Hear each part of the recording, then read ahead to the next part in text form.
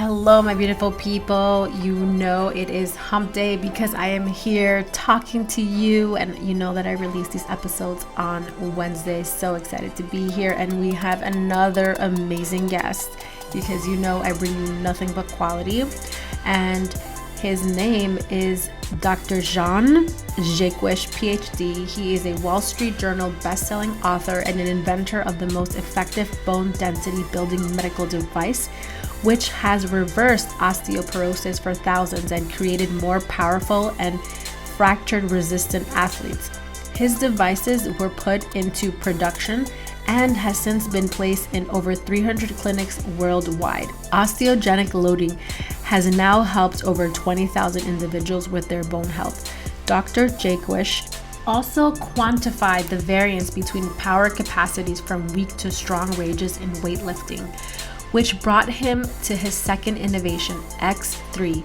The research indicates that this product builds muscle much faster than conventional lifting and does so in less training time, all with the lowest risk of joint injury.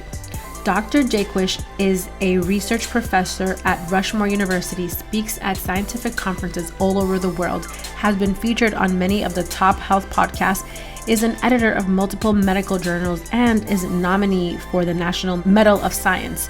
I am so excited to have him on here because we're going to have some controversial topics that we're going to be discussing, including why not weightlifting and the whole fitness trend and so many more things. Welcome, Dr. Jaquish, aka Dr. J. How are you today? I'm super. Thanks for having me, Elizabeth.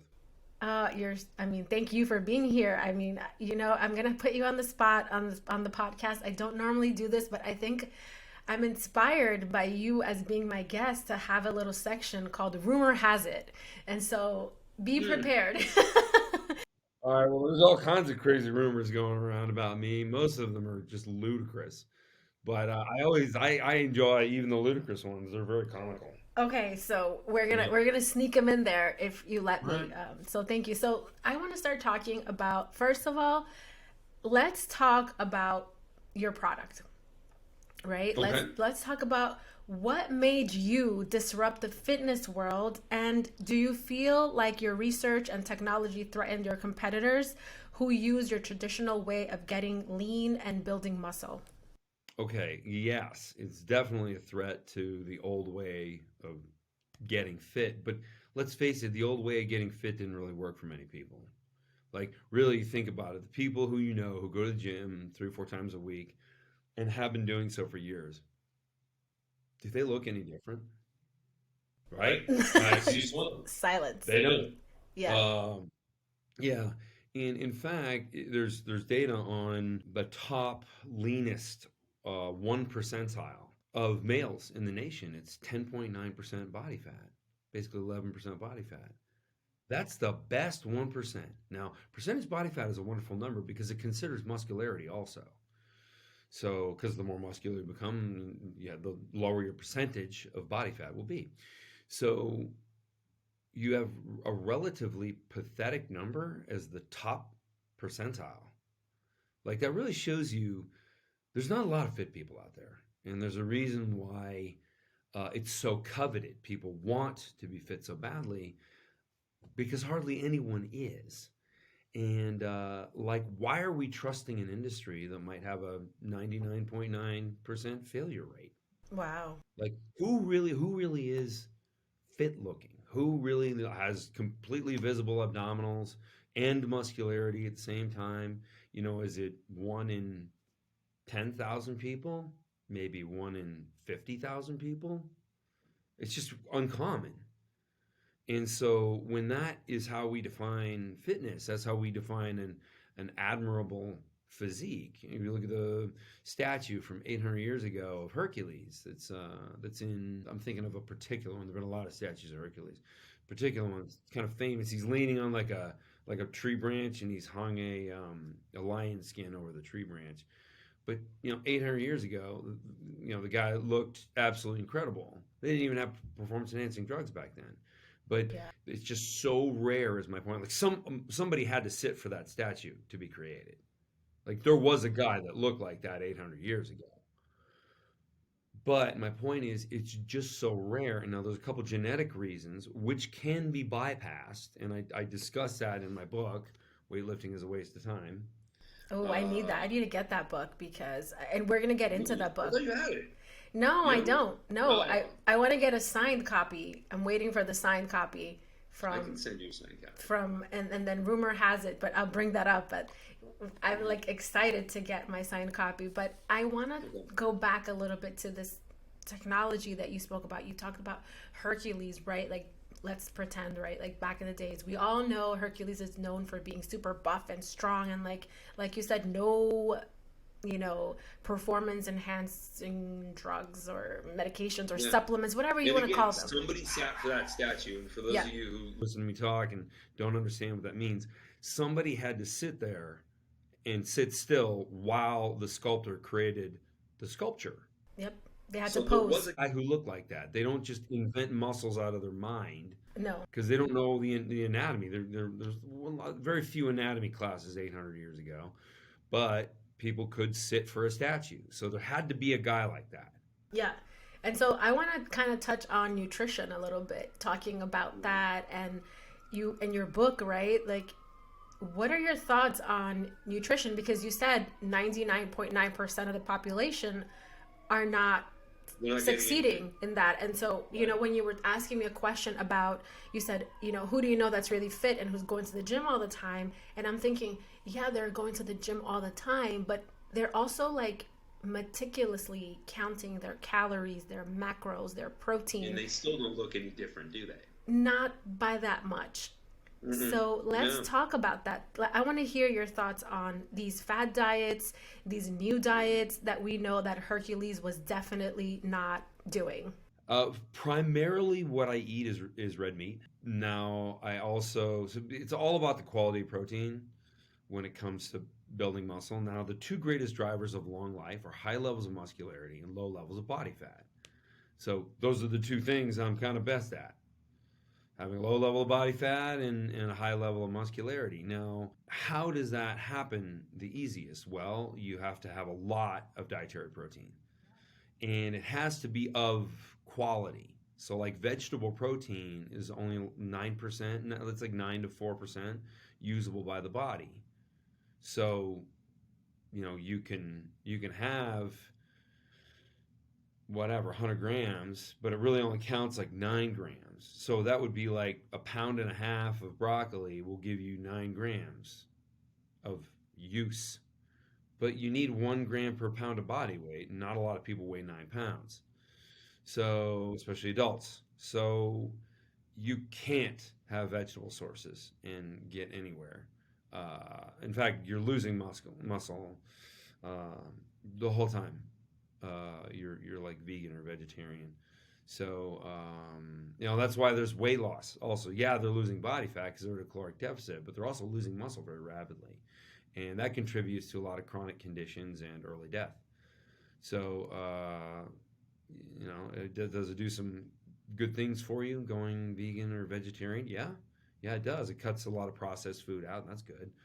But you can cut processed food out and still have animal protein in your diet. So yeah, that's primarily where I am now. I did create a product that wasn't specifically for vegans; it was for everybody. But a lot of people, when they found out 1 gram per pound of body weight, like I weigh 240 pounds, so 240 grams of protein is like 2.5 pounds of steak, and I eat one meal a day because I want a fasted benefit also. So when you sit down for one meal and try and eat 2.5 pounds of steak, that last like half pound, you don't love it. Wow. It's like work. Is it? And then you don't feel good afterward. So your girlfriend wants to cuddle with you and you're like, no, Not gonna just let happen. me digest. Let me just lay here. And so that just wasn't great. So I worked with a group who had engineered a cancer treatment that was very usable essential amino acid product. And most essential amino acid products are about as usable by the body as sand, unfortunately. Because, there might be the amino acids in there, but they weren't created correctly. They weren't created with fermentation. Basically, we're supposed to eat rotting stuff. And obviously, for sanitation reasons, we don't, right? So what this is gives us the benefits of that rotting material, that fermentation, without, the taste, and it's clean, and there's nothing that'll give you an infection or anything. Yeah, and so it's called Fortigen. So I take about 200 grams of protein and protein value. Wow. And then I only have to eat like a half-pound steak, and I'm good. And now you can cuddle with your girlfriend. Yeah, that's right. Good. So everyone wins here. Everyone wins. Yeah. I'm glad you met my girlfriend. So I it's did. Like not She's so a sweet. strange conversation. No. So yeah, for those of you guys don't know, like I do know his girlfriend. She's so sweet. I did meet her. We're trying to get her on here, but she's doing other activities right now, working. But she is the sweetest person I've met so far. So I love her. She's amazing. Hi, just waving to her. So when she sees this, we're thinking about her. So let's take it down a notch.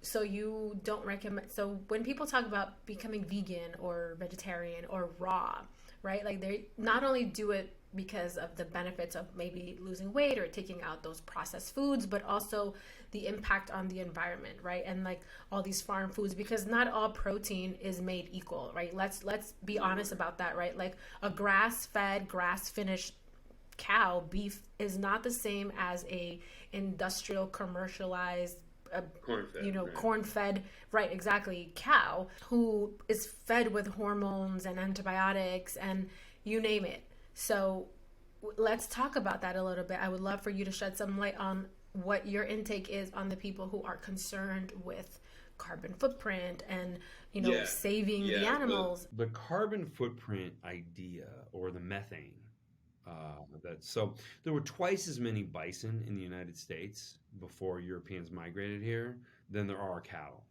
So where was all the methane and global warming back then? Now, is methane created from grass? Yeah, and if the grass died just seasonally and then came back the next spring, rotting material, dead plants, leaves that fall on the ground from trees, that creates methane too, like the same amount. So whether the cow is eating it or it just sits there, it's methane equals methane. It's the same thing. So a lot of this is just a gross misunderstanding of like what methane is. Also, man-made methane, number one cause is the medical industry. Like, and I think that's like 80 or something percent of the methane created in the Western world is created by making pharmaceuticals. So, and I think it's maybe like 1 or 2% come from cows. So, first of all, the greenhouse gases are natural. They come out of volcanoes, they come out of plants, they come out of rotting material. Like, we're not going to do anything about that. Like, unless you want to cut down every tree, then we'll all die for another reason. So will every animal. Is that saving the planet? Doesn't sound like it. Right. So the sustainability argument was a false narrative created by vegans and Seventh-day Adventists. By the way, Seventh-day Adventists, it's part of their religious mandate that they convert everybody to being vegan or vegetarian. So, yeah, they're doing their religious work. So, I mean, I guess good for them until they start lying in the press about things like this. And then, that just becomes annoying. And also, then these kind of issues get brought up in Congress, and then people are voting on taxes on food and different things that they don't understand. Like, people in Congress have no understanding, yet they want to jump in the middle of it because it's political, because people care. So I find the situation pretty alarming. And then also there's political correctness. So we want to be nice to animals. Now, here's a statistic. 7 billion animals are destroyed every year for the sake of vegetable farming. So you're actually growing vegetables kills just as many or more animals as eating animals. And the reason is, how many gophers do you need to kill to keep them out of your field? I mean, poisoned by the thousands. Birds poisoned by the thousands. And then, of course, other animals eat the dead birds, and then they die too. And then deer. If a deer gets in a vineyard, like I went to high school in the Napa Valley. I watched deer jump into vineyards. immediately get shot. You can't get a deer to walk out the front gate. They're as dumb as cockroaches. They don't understand that. You just got to shoot them. And so they did. I saw deer shot all the time. Yeah, Like, I do know well, it's a that. bummer. Like, well, yeah, I guess the deer just went the wrong place. Like, should have gone somewhere else to eat. But yeah, that's just part of it. But also from a broader perspective, and this is what everybody should keep in mind. Any species that's growing is taking resources away from another species. So this isn't just true of humans. If more snakes show up, they eat more mice. They eat so many mice that there's lower population of mice in a given area. So they're taking resources because they're an expanding population. That is a way of balancing itself out later on. But as long as we have an expanding population, we're going to take resources from something. No way around it. And so, I mean, like the joke is, yeah, if you really want to help the planet, just kill yourself. Oh my gosh. Yeah, I mean, it's obviously a bad joke, but scientists are like, we're people. We take up resources. There's no way that we're not going to take up resources no matter what we do. So if it's an acre garden that we have to kill all kinds of animals to stay out of from eating the food we intend to eat, well, are we really doing anything? Right, No. right. And I also We took the land from the animals. yeah, no, and I wanted to clarify, like I know you said earlier about the deer, just shoot him, and I wanted to just clarify for reference that if you like read your state laws and you see that, farmers like a peach orchard could Yeah. potentially is allowed to by law kill Oh a yeah, they have to. squirrel, Otherwise, the orchard birds, is destroyed. anything that comes to eat they are allowed to. And like this is the kind of stuff that we don't talk about, like the almond farms, the peach farms, the apple farms, all the vegetable Right. farms, they are allowed to, and they do kill every single thing that comes in there, from the beavers, from the moles, to the foxes, to the ducks, to the birds, to the squirrels, Yep. and they are allowed to because I I randomly, like, I went to a friend's house in Jersey and the guy was just shooting squirrels, unfortunately, and we were like, what can we do about this? And we called, and the local police office, whatever, said that he has an apple tree and he has every right to defend the fruits from his property, and if that meant to do that, he was able to. And I was just so shocked. I'm like, it's not enough, it's not a real farm, but technically he's protected and they were protecting him. So I do want to bring that up. When you said that, it's not like, yeah, shoot the deer. That's not what you meant. You meant like that's their right and that's what they do. Yeah, We they just have don't talk to. about it. Otherwise, they lose their vineyard. Right. The deer will eat everything. They'll keep the grapes from ever showing up. They'll bite off every leaf. Wild boar are typically shot from helicopters because they come near farms and tear up the ground. So yeah, just the yeah, other full side. automatic weapons from a helicopter. There's a very selected narrative that the press likes to hang on to. It's like saving animals is good and very simplified. Like people seem to want all of their health and lifestyle advice boiled down to like a meme, like a half a sentence. Yeah. And like these issues are just not so simple. It's not like vegetable good, meat bad. Right. You eat that way, you'll die of malnutrition. You'll get no vitamin B12, which is absolutely essential for life. So, like you can do that, but you'd be dead. I have a Yeah. story, actually. I mean, I didn't die, but I was really sick for a long time and I didn't know what was wrong with me. Doctors didn't know what was wrong with me. I was under every experimental medication you can probably think of. It was like celiac, Crohn's, IBS, and there was like, could it be like my grandmother had pancreatic cancer and she had survived it. She went to Peru, she healed herself. They gave her 6 to 8 months to live, and I think it's already maybe 15 years and she's still here kicking and screaming. So they thought maybe this is what it looks like, the precursor, because precursor cells, they didn't know what was wrong with me. So they put me on these diets.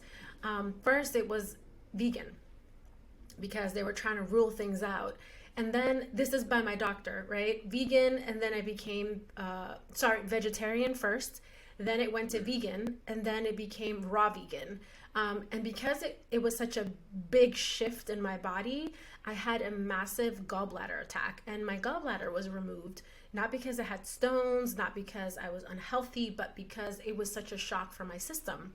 So today I do eat animal protein, but I'm mindful of the protein that I eat. I don't eat a lot of it because it's so hard to process the protein without a gallbladder. That's just the reality of it. But I was told by the doctor afterwards that a lot of times people go into these diets so quickly that their body does go into shock, and it can cause different organs to fail. And I'm not trying to, I hate, like, I don't like to make people fearful.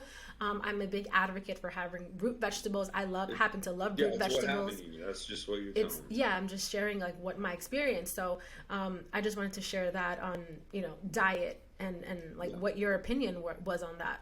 Like I said, a lot of meat. Now, I don't, go to vegans and complain that they should stop being vegans. Like, in fact, I create a product where they can actually get high quality protein and continue to be vegan. So the bacterial fermentation product, it's there's no meat involved in the creation of that, so it's vegan friendly. Amazing. So yeah, yeah. So I'd rather help them, but I'm gonna be honest. Scientifically, there's no case for it. It's a bad idea, and it'll ultimately lead to just a poor outcome. But it takes people a lot of years before a lot of these symptoms catch up with them, like the teeth falling out because you have no B12. Like I've seen vegans where they'll bite into something and a tooth will come out. Oh, wow. Like I'm talking like people in their 20s because they've been vegan for 10 years. So the really bad symptoms start after 7 years because initially a lot of people went and tried this and they're on a caloric deficit and they lost a bunch of body fat because you can't eat enough vegetables to even cover like what your body needs from basic perspectives. So you drop a bunch of weight and people think thin is healthy. I mean, lean is healthy. Thin is maybe a little bit healthier depending on where you're coming from, but that also might be dying. So let's keep that in mind Yeah. because there's a lot of dysfunctions that'll cut weight. Like cancer makes you lose weight, that doesn't mean it's a good thing. Another thing, vegan research is typically paid for by Nabisco, Kraft, packaged food companies. They call it big food, the big food industry, and they would prefer everybody to be a vegan because they know vegans aren't eating kale most of the time. They're eating cookies and cake because it's not vegan. It's vegan. Like it's not a meat product. Right. I mean, to be It's fair, there it's are different kinds of vegans, right? Like there's like of the course junky vegans who eat like all the um I don't want to it's bash junk any food. just It's junk garbage. food that, just says vegan. And then there are the ones that are more conscious about the kinds of food. Is it from a biodynamic farm? How is it raised? Like, how is it grown? Is it like coming from is the soil biodiverse and all this stuff. So like I just want to put that out there. I'm not bashing, and neither is Dr. J. We're Yeah. not bashing anyone, just kind of talking about these kinds of things. But Dr. J, I thought this was a great segue talking about gains, right? Like muscle gains and Hmm. talking about body fat. Can you explain how using your technology helps to gain more in your goal without impacting your body, and like low impact, and how it doesn't cause any joint issues? So it lets you train heavier. That's the easiest way to explain it. Like you train heavier than you would in a gym, but it's also safer because when it comes to the point where the joint is exposed to potential injury, you get an offload moment where the weight goes way down when the joint is at risk, and the weight goes way up when the muscle is fully engaged. So you go to a much deeper level of fatigue by training with a heavier weight. And everybody that knows anything about strength training, the heavier you go, the more you grow. So really straightforward. Uses very heavy latex for resistance, but there's also an Olympic bar to protect your wrists. And that's right here. You can see as I rotate the bar, this always stays parallel with the ground. And that's to keep your wrists neutral and keep any of the small bones in the wrist from being broken. And we have an equivalent platform you stand on That is to protect the small bones in the ankles. Got it. Because like people who just do band training, all they're doing is injuring their wrists and ankles. Really? Because or they're training so light it's doing nothing. Wow. Okay. And Yeah. what was the process of creating these products? How did you crack this code? Like, please share with us the backstory. I'm not really part of the fitness industry. I never was. Like, I mean, the fact that I sell something that has talking points that are fitness, I see the fitness industry as just a complete failed, almost joke, ignoring science for 50 years. Just like everything. Like the idea that cardio helps you lose weight. No, it doesn't. It does the opposite. It protects your body fat and gets rid of muscle. So it gives you the opposite of what you think. So, I see people like on treadmills and, they're just wasting their time and getting worse. Wow. I come from the medical device industry. I developed a medical device to reverse osteoporosis a little over 10 years ago, and that's been outrageously successful. When I looked at bone and how to figure out how to treat bone and make it grow very rapidly, after I figured that out and produced that product, launched that product, did the clinical trials of that product, I realized I had gathered data on loading of the body that would completely negate the existing fitness industry or strength training industry. Now, if you look at what's the difference between cardio equipment and strength equipment, cardio, what we call cardio, is just really shitty strength training that doesn't work. It doesn't make you any stronger. Like your body doesn't know the difference between a treadmill and a squat rack. Like you're contracting your lower extremities, muscles in your lower extremities. But it knows the difference in how heavy you're going because that's what fatigues the muscle. So all now you're fatiguing your cardiovascular system doing either. And it just so happens that there's more than 100 studies that show that fatiguing your cardiovascular system with weights will give you as much cardiovascular benefit or more than cardiovascular training. So cardiovascular training, as we call it, like I said, there's really no such thing. Uh, you don't get any stronger. You actually get weaker because it upregulates cortisol, and cortisol cannibalizes muscle.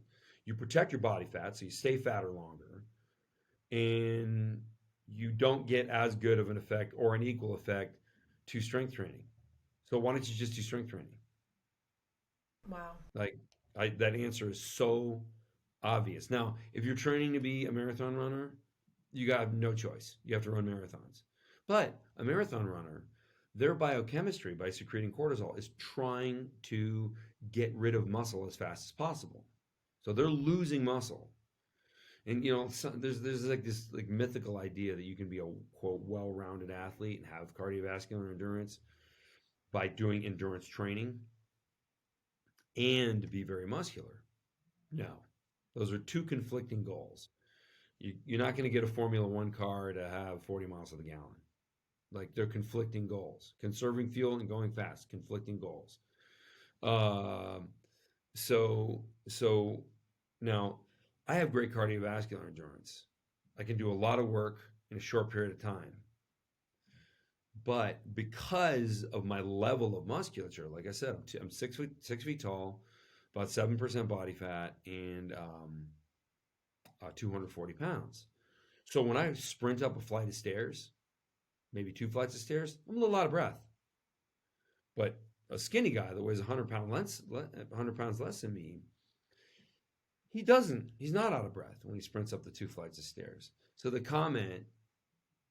ignorant comment that many make is, oh, strength athletes have poor cardiovascular endurance. No, they don't. Because my legs may be 5 times the size of his legs.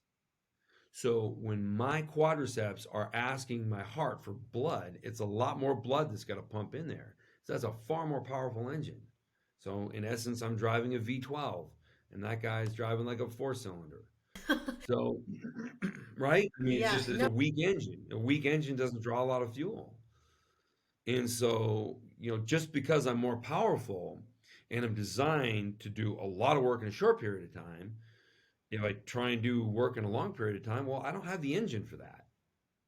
Like, which is why, again, a cardiovascular athlete has very little muscle mass.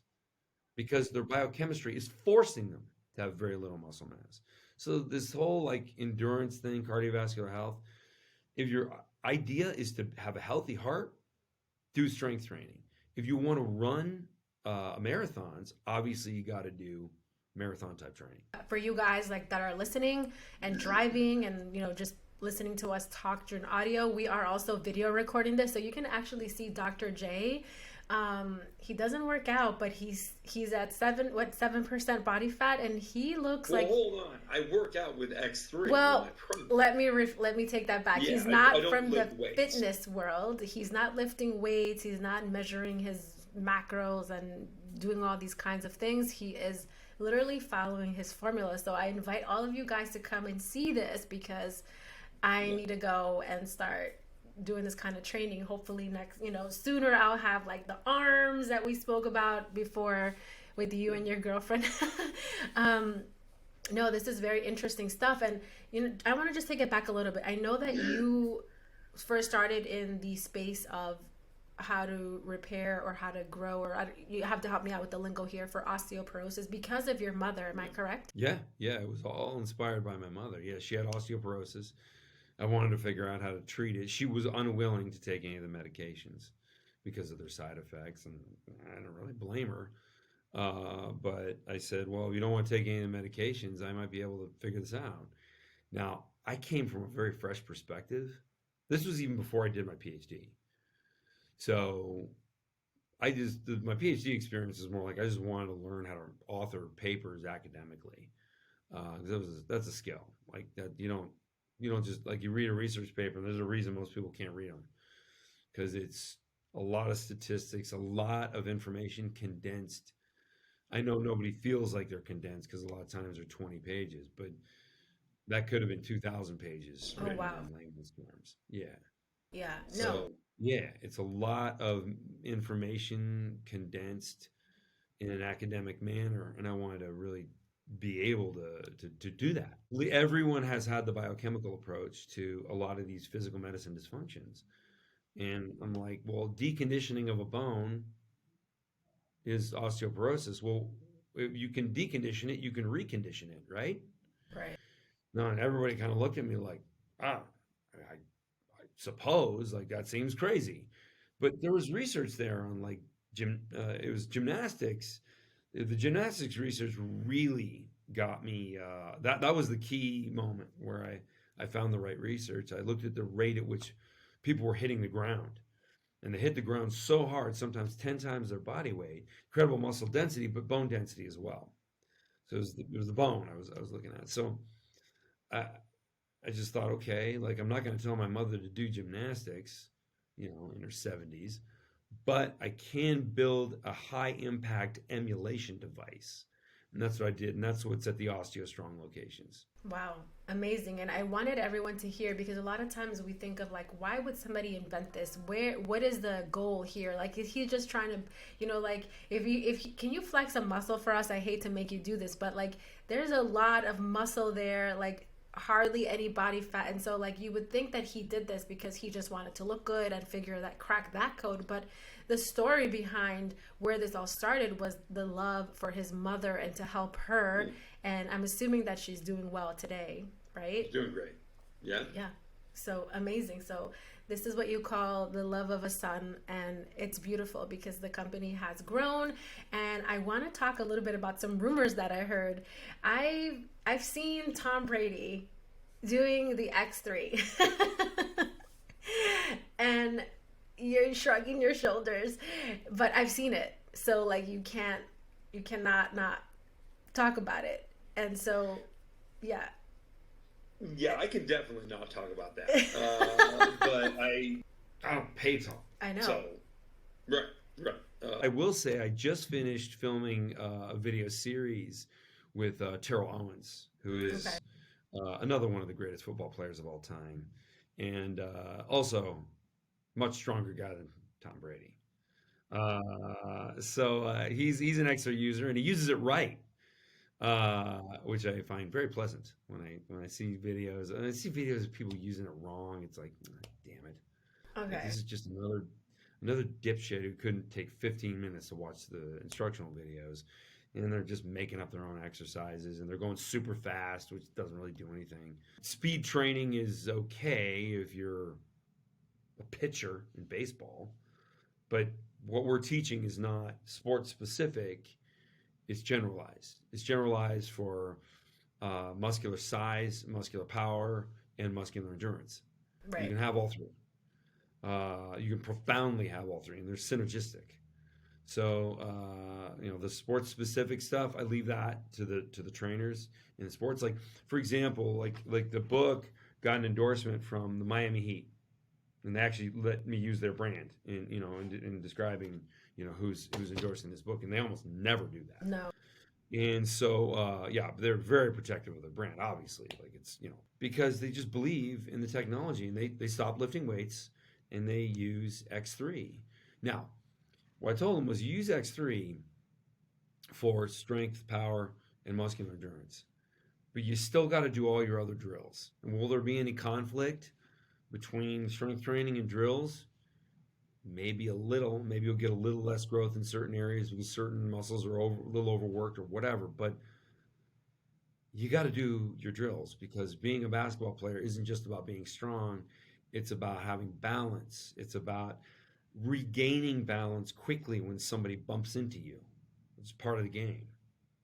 So yeah, they still do all that, and so I'm working with Terrell Owens and 16 other NFL players. Terrell's obviously retired; he's a Hall of Famer. Yeah, and these guys, they love X3. I especially care for the NFL. The NBA too, but mostly for technical reasons. The NBA, because they're so tall, a joint injury is much worse on a tall guy than it is on a shorter guy, because there's more leverage on the joint. They will feel more pain through that joint for the rest of their lives. Oh God! So you got to be very delicate with the joints on a tall person. When it comes to the NFL, I see the day they sign their NFL contract, they're told you can't get injured, otherwise you can lose your contract. It's kind of a funny contract. They can say, we're going to pay you $40 million over the next whatever few years. But if you get injured, you only get paid prorated for whatever you played. And then the rest of that money's gone. Wow. Yeah. So it's a contract, sort of. Also, they're drug tested like all the time. So everybody knows when they see a fit NFL player, okay, that guy, he really did it. And, and Dr. Jaquish is helping him. So I want to listen to that guy. So that I really enjoy that. Because also there's some bodybuilders that really enjoy using X3 also. My question for you is, since I'm going to now be doing videos, I mean, I'm not an NFL player or anything like that. I'm a beauty person, so I'm going to be doing the X3 soon. And is it will I look like you? No offense, not that you're a man, so that's great, but I don't want to look like a bodybuilder. So is that gonna cause that? I want to be like a Pilates, fit, lean, obviously body fat going down. It's great, but I'm nervous that I'm going to look like a bodybuilding woman, which is great if you like that, but I just don't happen to, like that look for myself. Yeah, you're not going to look like that. Yeah, I mean, you've seen Caroline. She looks incredibly feminine. Yeah. So now she modifies the program a little bit. She doesn't do direct arm work because she doesn't want to make her arms any bigger, but she does the postural movements, the lower extremity movements. She does calves. She really likes how her calves look in heels now. They kind of didn't look very developed at all before, but they do now. But I see, so a lot of people start strength training, and so then they're hungrier because your body wants nutrients. So instead of eating nutrients, they eat Twinkies. So yeah, I mean, did you get bigger? No, you got fatter though. So sorry. And it's a habit. I see it happen, all the time. You're not gonna grow 10 pounds of muscle and look like a man. Usually that only happens to women who are chemically enhanced. Like they're Oh. injecting drugs Oh, to okay. get to that look. And again, like I like the way you said it. If it's for you, it's for you. It's just not for you. So, you guys heard it here. You're going to see me training. And part of the reason why I also wanted to do this was because, Dr. J knows that I've had some, neck herniations and a lot of pain. And, he said like this could potentially help you. So I am excited about this. But I want to talk about another rumor. Can you handle it? I can handle anything. Okay. So I heard a little birdie said to me that NASA published a paper. Not a birdie, but it's kind of public knowledge. It's public knowledge. It's just, it was published in a scientific journal, and there's not that many people in the world that even know how to read those kind of things. But you know what? I will read you the quote from the paper. Let's do it. It was a really, really powerful statement they made, but they're truly looking at what I'm doing and changing resistances for different ranges of motion as a way to manage the health of astronauts. Because without a gravitational field, the body just starts coming apart. Yep. Like there's two things that are like from a technical standpoint, and obviously we put an unmanned vehicle on Mars already. So the challenge is to get a human to Mars. Well, little robots with wheels, they do fine with radiation exposure and no exercise. But humans die. So what we need is now to shield from the radiation, like we know how to do that, but what we're going to have to ultimately do is build a spacecraft in space, because that kind of shielding is heavy, and the most challenging thing for a launch vehicle is how much weight is in it. The conclusion of the paper says, if the exercise apparatus could be condensed to the size of a shoebox to meet the weight and volume restrictions imposed by NASA, it could potentially serve as a countermeasure for bone and strength loss on exploration vehicles. Now, exploration, they mean not the moon. Right. They mean Mars. So, we can pull this off. And this is exciting. It was a great study, and they used bone formation blood markers, which are highly accurate, unlike the standard for testing bone density, which is a dual X-ray. X-ray is just a picture of bone, and then you use software so the picture can determine how dense or porous the bone is. Well, it's a picture analysis. So is it accurate? Not really. Right.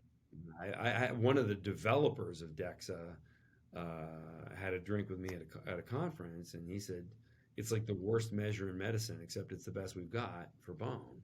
And in fact, it's considered excluded for analysis if the same technician didn't run your before and after.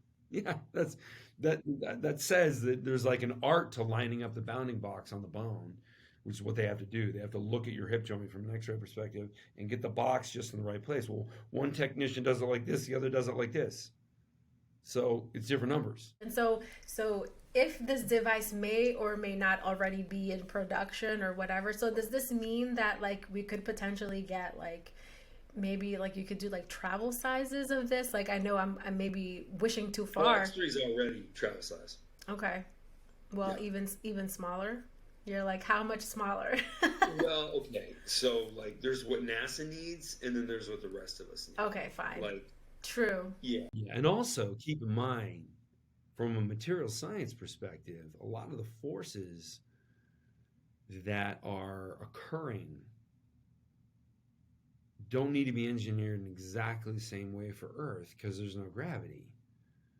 Okay. So, there Got might be some different calls for flexibility. There might be some portions of latex, portions of nylon, portions of Kevlar, portions of, like a liquid carbon fiber. Are you ready for the last rumor? Apparently, there's a lot of rumors. I mean, I'm not the most hated guy in the fitness industry. Well, that makes sense. Yeah, I enjoy it.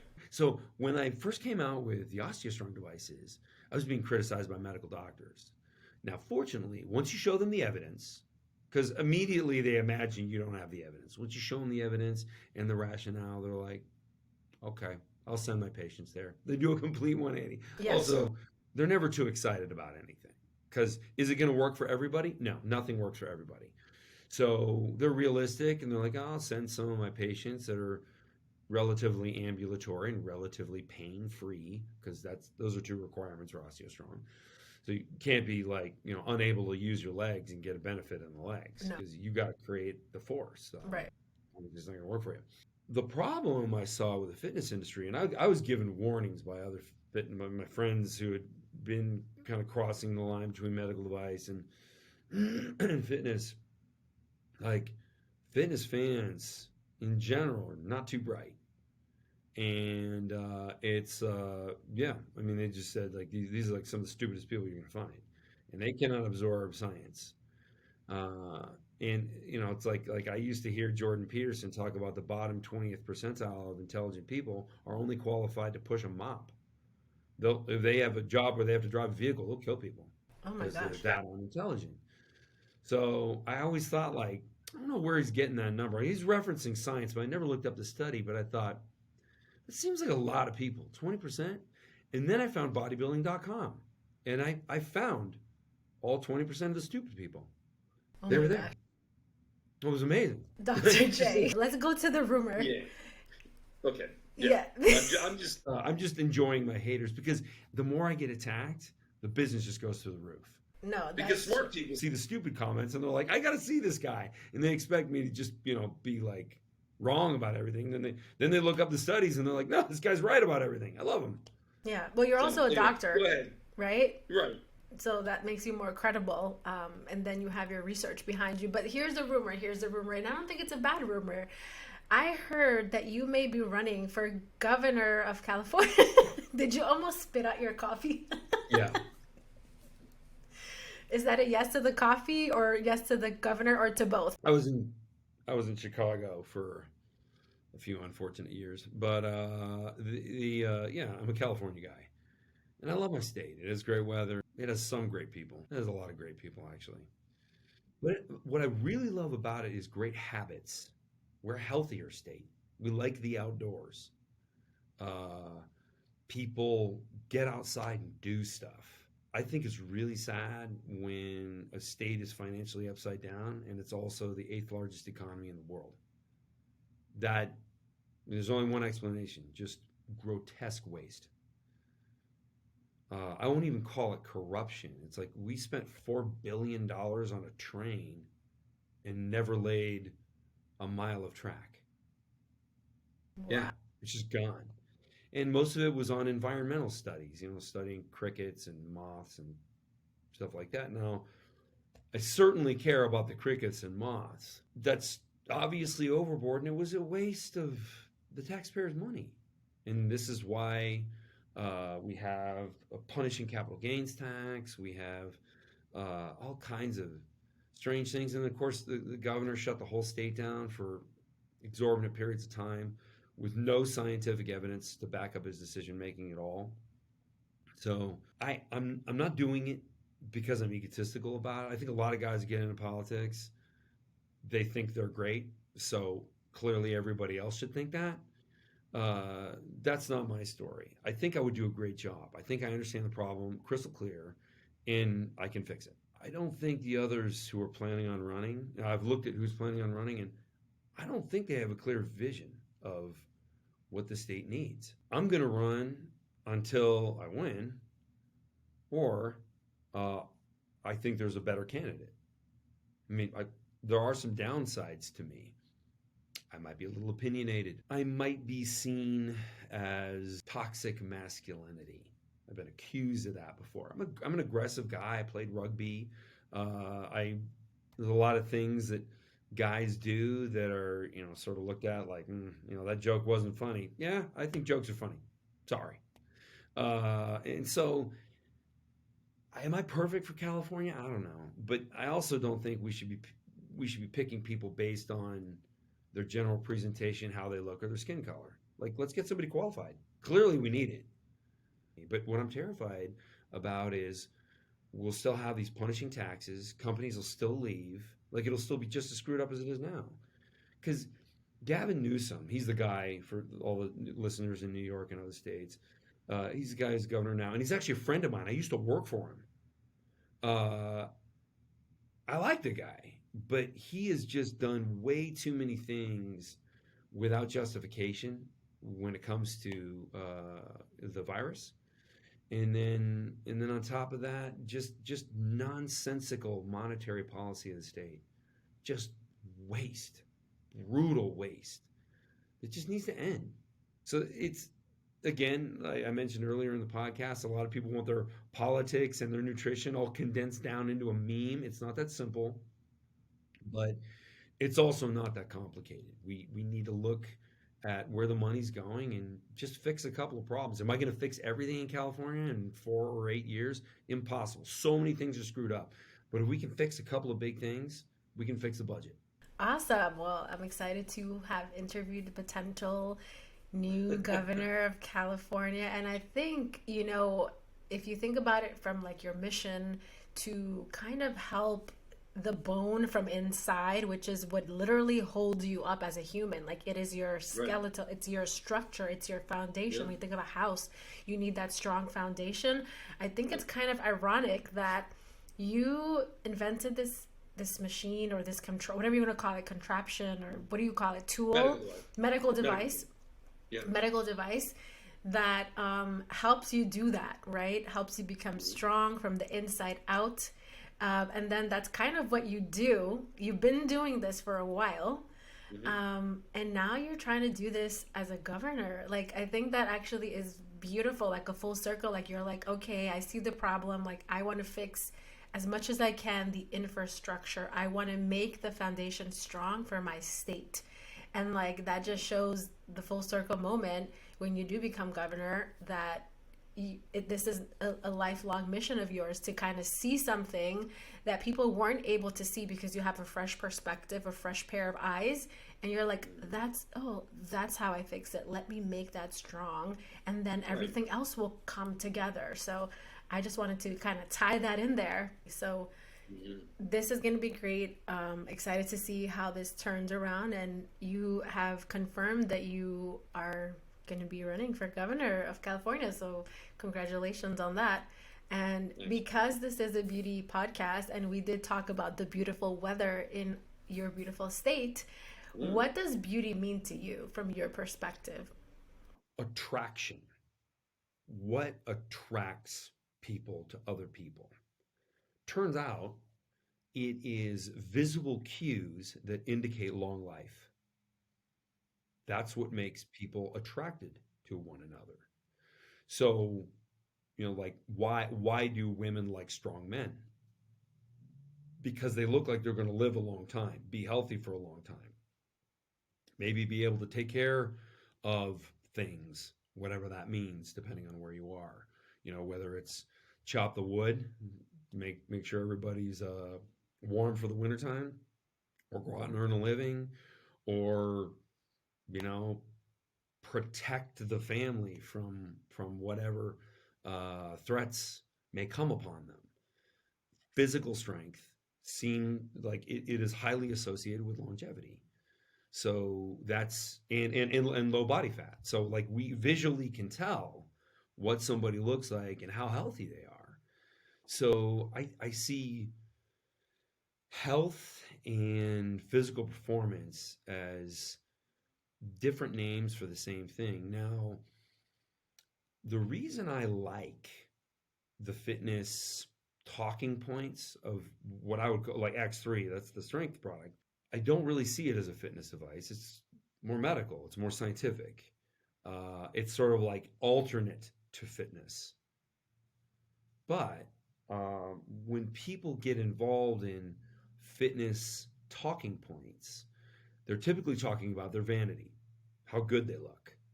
Like, I want to look like this. And like when it's a guy, it'll show a picture of a strong male. A lot of women, and I really like the trend where women are trying to build a lot of lower body strength because they like the shape of their legs, shape of their butts. That's wonderful because they're building muscle mass that's going to put a greater demand on all of the organs of the body, forcing the other organs of the body to perform at a higher level, which is going to keep them alive longer. And a lot of that muscle mass they're going to keep later in life. Yeah, but also that trend for the lower body as well. Like we know, and I'm sure you know as a doctor, probably studied this, that it has shown that women who have more of a muscle mass in the thigh and buttocks area, the lower body part, they produce healthier babies. They store Right. more vitamins and minerals and nutrients so that it's so I just wanted to add that because that's when you Sure. talk about attraction and like people don't know why that's Yeah. attractive because subconsciously I guess through many like caveman times that's what signaled to men like that's what they call it childbearing hips. Well, you can't change the width of your hips. Right, but The width like of your hips is the same no matter what. yes, well But yes, The curvier a girl is, and when I say curvy, I don't mean fat, because very often women are like, "Oh, I'm curvy," and I'm like, "No, you're obese." But I, of course, don't say that. Dr. Yeah, John. yeah. I mean, it's like be real. Don't convince yourself you're healthy when you're not. Like that's a smoke screen you put in front of yourself. Lying to yourself doesn't help. Right. You're just masking a brutal problem. So, I mean, do I feel sorry for people who are addicted for food? Yeah, I have compassion for them. I mean, the food has been engineered so that it's addictive. It's not by accident. No, but I want to go back to Okay. Dr. J. I know we're talking to Dr. J, not Governor J yet. Mm. I want to know about the beauty part. Like you left us hanging here. Like you were talking about you like that women are now focusing more on their lower extremities, which actually engage more muscles. It engages more organs. It does so much for the body overall. So finish telling us what beauty is to you. It's health. Like what's beautiful to me is a healthy hemoglobin A1C score. By the way, one of the metrics that still counts. There's a lot of the metrics don't count anymore. Like high cholesterol doesn't matter. The higher your cholesterol is, the longer you're going to live. Really? So people were wrong about that for 20 years. People still say that. Yeah. And really, it's the cholesterol medications that harm them, or the fact that you know why cholesterol was such a myth for so long? No. Okay, so think of an artery. Let's say it's right here. Blood flows through it. What happens is inflammation from eating vegetables or sugar, like oxalates and different inflammatory type situations that happen to the body, cause arterial inflammation. So certain points in the artery, there's inflammation. And then as low density lipoprotein flows through the artery, it sticks at these inflammation points. And it may collect and then break loose and cause an aneurysm or heart attack. So it was seen as like these things that are sticking there cause the blockage, which are low density lipoprotein, LDL. But that wasn't the cause. The cause was the inflammation. So if you have a low sugar diet, having higher cholesterol is fine. In fact, you live longer, and there's research to prove that. But it's when you have high sugar and high fat diet, which most people who don't really control their nutrition, that's what they do. Right. Now you're looking at cardiovascular risk. But just cut the sugar out and you're fine. This is good to know, guys. So I hope that everyone is taking notes because Dr. J is dropping some bombs from all different perspectives about health. And I can't wait to get my X3 because I'm going to work on getting my body fat a little lower. So I'm excited about that. So Dr. J, you know about the beauty circle and you know what I'm going to ask you next is where do you find yourself excelling? I feel like I know the answer to this, but I'm going to let you answer. Where do you find yourself excelling in the beauty circle and where do you find yourself needing a little bit more TLC? The consistency, I think also just focusing on science. I don't know where that fits in, but not just doing the right things, but understanding why you're doing the right things. People need to take a little more responsibility. Now, like when it comes to beauty products, you know what's in it? Are you sure? Because some of them have some dangerous chemicals in them. Some of them don't. Some of them are health promoting. Some of them are beauty promoting, but health diminishing. Right. So you got to know like what you're putting on your skin, and also what you put on your skin sometimes transfers into your bloodstream.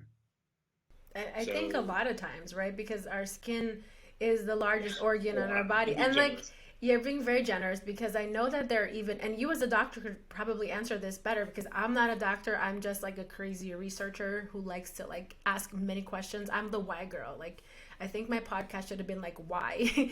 And that's all I ask is why, why? Even as a child, that was so annoying to my teachers. Like, what is photosynthesis? And why do we need it? And why? And why? So I was that annoying kid.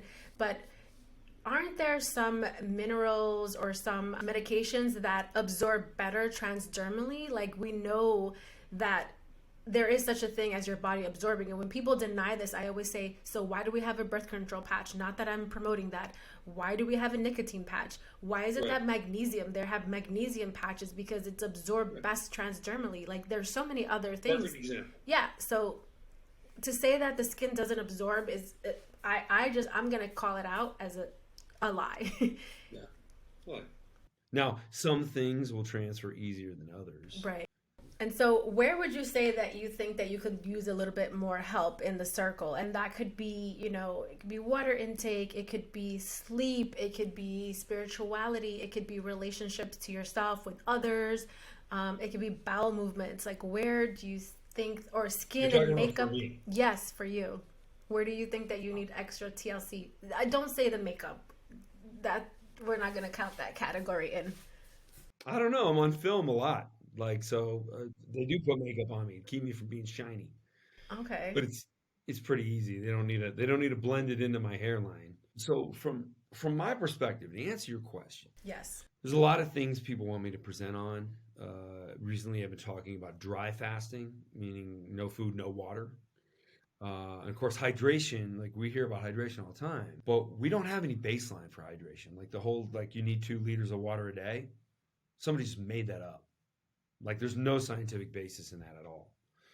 And so I've been spending some time reading about like what's done for Ramadan, because Ramadan fasting is fascinating, and like I want to get that information to the world, and I don't quite have like I'm on so many podcasts, and there's a lot of media stuff, and then the filming days like with Terrell Owens, or we got another filming day on Friday, where it'll be the whole day. It'll be cameras and lighting and stuff like that, for more of just like training kind of video stuff. So yeah, I'd like to just be able to free up some more time so I could get more research done. Because honestly, I'm only good at one thing, and most people are really good at one thing, Right. and then everything else they're just kind of limping along. But I can read research and remember it forever. That's And amazing. so when I read research, I don't have to take notes. It's Wow. here. Wow. And I can read a study and draw a parallel to a study I read 10 years ago. And I will remember the author of the study I read 10 years ago and find it in 10 seconds. And then I'll Wow. be able to read the two side by side and draw a parallel and then write about it. And so, like one study may be in one totally different field. One may be endocrinology, another one might be dermatology, and I can go, okay, these two things make sense, but because X is apparent and so is Y, now I have a conclusion I can come to or suggest. Right. Okay. So That's fair. yeah. That's really like the one thing. And that's also why I've never had anybody like real. Like I've had a couple of people who don't really understand research make some, silly Facebook videos about like what a jerk I am because I'm wrong about this and this and this. And then they provide no evidence. And so even the commenters are like, okay, you have no science. And the guy in his book used more than 250 references of scientific studies. So you sure you're not the one that's Right. just full of shit here? And so no real scientist has actually ever had a problem with anything I said. So the category that you would probably want is the relationship with yourself to have more time so that you can read more research papers and really start getting some intel on this dry fasting and just the whole Yeah, phenomenon of a fasting. And lot of other stuff too. I'm interested in There's hearing so your many things to learn. findings. Keep me in the loop, please, because Yeah, I'm always interested in this. I think that the body's metabolic flexibility is really something that we haven't really explored as much as we could have, if that makes sense. That was very well put. So, what we've traditionally been doing is looking at normative data. Now, let me define that for everybody. Normative data is what the average is. So, like vitamin consumption or liquid consumption. Well, considering half of our nation is overweight or obese or morbidly obese, do we really care what the averages are? So, we're comparing ourselves to people who are the fattest and sickest that humans have ever been. Also here's another like vegan thing. Right now, the Western diet, standard American diet, is 70% plant-based. So if we go to 80%, are we going to be better? Because like I said, we're the fattest and sickest ever at 70%. By increasing that number, are we going to get better? Because that seems wrong. And of course it is. No, I mean, we can get this is like a whole nother podcast, but when you do find the research, I'm sure that you're probably gonna have some product out there, to help us with that, because I do feel like it's going to be trending soon. Not trending, but like more studies are going to come out because there are so many fasting protocols and people are talking about fasting and going into ketosis and the formula for energy and all these things. So we haven't really looked at it. And if you think about the caveman days, and I always refer to that because I think that's like a baseline for like Hercules, right?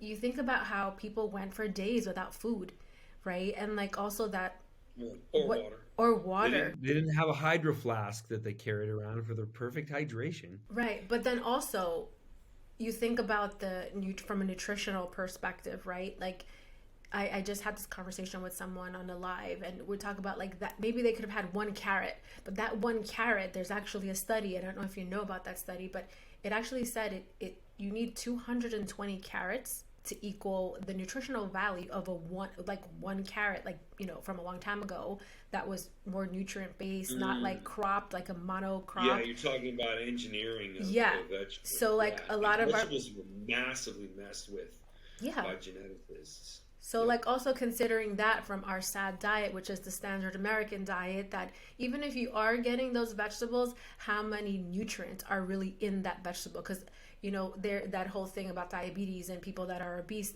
we are consuming a lot of food that is empty nutrition, just empty carbs, just empty nothing, which is why you're still hungry. And most of the people are just craving more. And it's like, I don't know why I ate more, but I ate so much, but I'm still, because your body's saying, I need more nutrients, I need more minerals, I need more hydration. Because like even the water is not like the same as you could find it in and this, right? Like a spring water is different, like you would get in nature, is different than like a Poland Spring bottle of water. Like the structure of that is completely different, the way that your body absorbs it. So we can go up. Like this is like, as you can tell, I'm passionate about this, and I feel like you do see that big plate of food, but I see sometimes a big plate of food of like emptiness. And when you eat value, right? Like I would love to hear your perspective. Before we've been on this podcast for a while, and I'm going to be respectful of your time. But when you eat these kinds of high nutrient based foods, you're not really so hungry and you're not craving things, right? Like, isn't that remarkable? I eat 1 meal a day. Yeah. I'm never hungry. Now, when it's time to eat, and I can smell the food I'm about to eat, So you don't get hangry. No, I'm totally calm all the time. Okay, cool. Yeah, and 1 meal every 23 hours. Okay, cool. So Dr. J, our podcast is coming to an end, and something that I ask all of my guests is to share one tip or one piece of advice that they would have shared with the younger version of themselves. So a lot of people think that X3, like I'm most known for X3, even though probably the more important thing is the bone density. I mean, that osteoporosis is a disease that kills as many people as breast cancer. I came up with the most effective treatment for it. So scientifically, that was a bigger achievement than making muscles grow. Now, I think over time, X3 will be recognized as something that keeps people alive longer because they have higher levels of muscle mass and lower levels of body fat. So both may be saving lives, but there's a more direct connection with OsteoStrong. And that the piece of advice I would tell myself, because like I've been working on this for a long time, and the two products go hand in hand. The self-education, like you don't just learn in school. You learn the whole time you're doing something from a professional perspective, especially like me, inventing things, creating things that nobody ever saw before, nobody ever heard of. It is advice that I was given, but I didn't believe it at the time. Just be relentless. Just don't stop. Like if you know you're right, and I did, even if it takes your whole lifetime, you'll never have regret. Like, 'cause that's the worst thing, is the person who had the idea and then they end up hating themselves because they never ever knew if their idea was worth it or not, if it would have worked. And so when it came to the osteoporosis device, of course, the first 1,000 people I told about it were like, it's stupid. That's never going to work. And I just realized that I probably just didn't have my talking points right, or maybe it was too detailed, or something like that. Even now, I had a great conversation with the marketing team yesterday, and they were telling me I still am going too much into detail when describing the product. It gives you the opportunity to train heavier than you've ever trained. Yeah. Just say that. Like that's what it does. And like, well, that's certainly an easier thing to say than explaining variable resistance and how your strength is different from here and here and here and here. Like, yeah, I mean, I can go through all that stuff, but everyone, even people who don't understand my product or my research or can't read a research study, which is most people because they're complicated, they understand you train heavier, you get a much bigger response out of the body. And if you can train heavier than you can with weights, well, let's do that then, because that sounds better. And it is. Not giving up, looking for a better path, always refining. And even refining things that have been documented and are, in your marketing material on your website. You never abandon a piece of text. You never just go, that's good enough, I'm going to leave that alone. Okay, you can leave it alone for now, but you always have to go back and revisit and say, is this the best way to say this? Can I say it better? Can I say it so it's more easily understood? Can I say it so women don't worry that they're going to look like men if they use the product? Like I said, like it's not a goofy question. Yeah. I get that question, or customer service gets that question probably 100 times a day. The women that, especially on Instagram for some reason, I get a lot of female followers on Instagram, and they're asking questions like I really like your approach to fitness because it doesn't look dangerous, because they don't want to get hurt. Because they know they have girlfriends that have gone and lifted heavy and, like CrossFit class or whatever, and ended up having a bar land in their teeth and knocking their teeth out, or tearing a tricep or something like that. Hamstring, that's another common injury.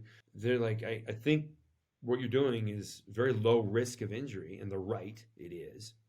So, but will it work for me? And I'm thinking, why would you even ask that question? Isn't that obvious? It's not obvious, because they're worried they're going to look like me with a wig, which would be very unattractive. That was my concern, to be honest. Yeah. Yeah, I mean, I don't know. I put on a wig once for Halloween. I looked terrible. Can we get a picture of that so we can... Oh yeah, I'll send you a picture. Okay. I was He-Man. Remember He-Man? When he'd hold up his sword, and like he became like a different person who looked exactly the same, and even his friends couldn't recognize him. It made no sense. The easiest way to get lean is strength training. The easiest way to get strength training done with low risk and high effectiveness is X3. And I urge anybody to read the book. Another general piece of advice is don't just follow, understand. Yes. Every Instagram post that I make, there's a little bit of research in there. Like, it's like, here's this observation. It was made in this study. Keep this in mind when you exercise, or something like that. And it's so, like, twice a week. I usually post twice a week. And the stories are usually the results of some of the users. But every week there's like something where I might say like cardio is not the best choice if you want to lose body fat. And then I get a lot of incoming questions like, well, what is? And then, that conversation starts. I tell them just follow the account. Okay. And you'll get all the information, or go ahead and read the book. But people are way too complacent in just doing what they're told instead of trying to understand or ask questions. And we can put that to politics too. Like, we have people in Washington that are like, just do what we say. And it's like, well, wait a minute. Why? Like, I want to understand why you're making those decisions. And, it turns out all the data that you're citing that you made the decision off of was faked. So, no, we're not going to do what we're told. I like that about this country in general. I think we're better than a lot of other countries at not doing what we're told and asking why. I mean, if somebody has a good enough reason as to why, it's like, all right, well, I have no problem doing that. But, why do people not want to wear masks? Because the COVID particle is smaller than water vapor. Can water vapor go through your mask? Stand in front of a mirror and breathe when you're wearing a mask. Do you see steam on the mirror? If yes, the mask does nothing. Right. And so I love that advice that you're giving to your younger self, to people who are listening to the podcast, is never give up, always ask questions, do not be embarrassed of those questions, and then understand why you're doing something. And I feel like you're singing kind of like my anthem.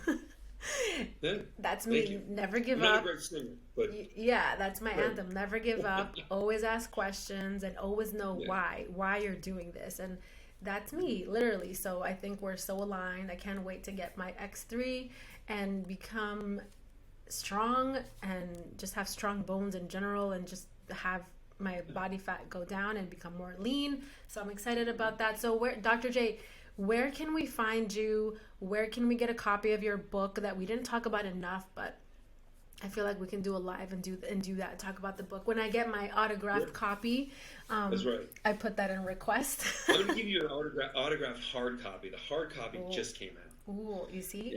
Yeah, it's really nice. Okay, so I'm going to get the hard copy. So where can we find you? So my Instagram is just Dr. Jaquish, DrJaquish. But that's a lot to remember. There's a link to that on my landing page, which is just drj.com. Okay. DOCTOR, the letter J.com. That's perfect.